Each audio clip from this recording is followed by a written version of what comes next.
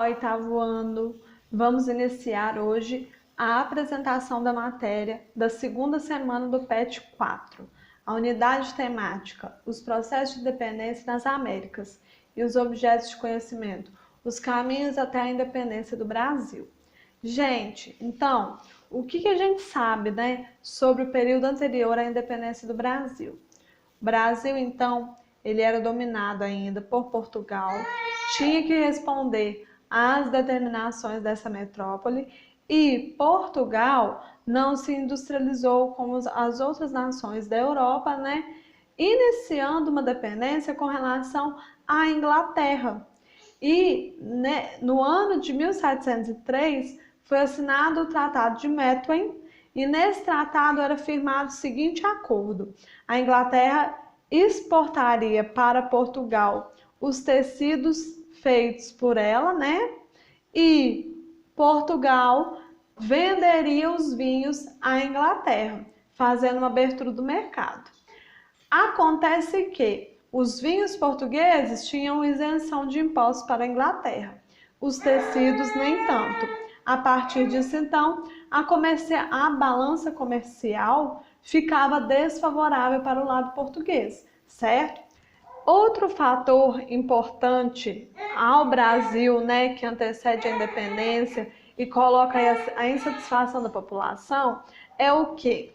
É que o governo anterior a Dom José I, foi um governo muito gastador, vamos dizer assim. E o Brasil não estava conseguindo apresentar as matérias-primas, os produtos, como anteriormente. A partir disso, então, o governo português estava entrando numa certa crise econômica. Com isso, então, Dom Sebastião José de Carvalho Melo, conhecido o Marquês de Pombal, foi nomeado em 1750 como o ministro de governo para o Brasil. E aí, o que Marquês de Pombal fez na economia brasileira a fim de reestruturar também a economia portuguesa, Ele promoveu reformas administrativas, aumentando a rentabilidade para a metrópole. Dentre as reformas administrativas organizadas por Pombal, nós temos a organização de companhias de comércio, a expulsão da Companhia de Jesus do Brasil, a proibição da escravização de indígenas, dentre outras características que, para Pombal, a partir delas, haveria um dinamismo da economia portuguesa, graças à sua colônia, que era o Brasil, além disso, gente, há também, por exemplo, a organização da Companhia Geral de Pernambuco e Paraíba, que foi a responsável pela grande organização do comércio de escravizados naquela época, certo?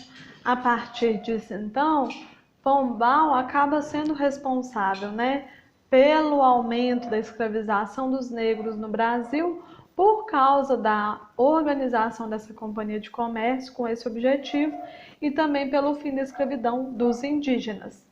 Gente, é interessante que o iluminismo, nessa época, ele tomou conta do pensamento de uma boa parte dos intelectuais, e aí estes buscavam pensar em formas de organizar melhor a sociedade, A partir dele, então, os intelectuais buscavam o quê? O fim dos governos absolutistas e despóticos da época, para a instauração de governos que fossem mais preocupados com o bem-estar das populações.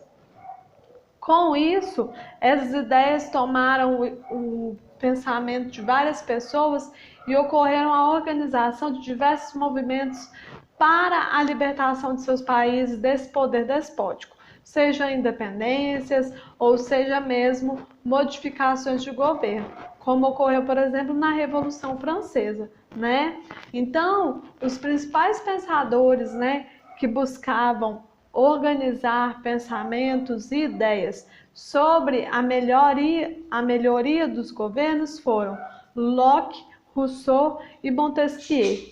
Eles então se preocupavam muito com a organização de um poder que não fosse autoritário, como ocorria muitas vezes dentro da Europa, certo?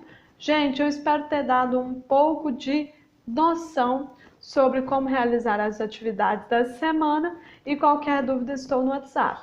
Envie suas atividades por e-mail e eu aguardo vocês para uma próxima aula.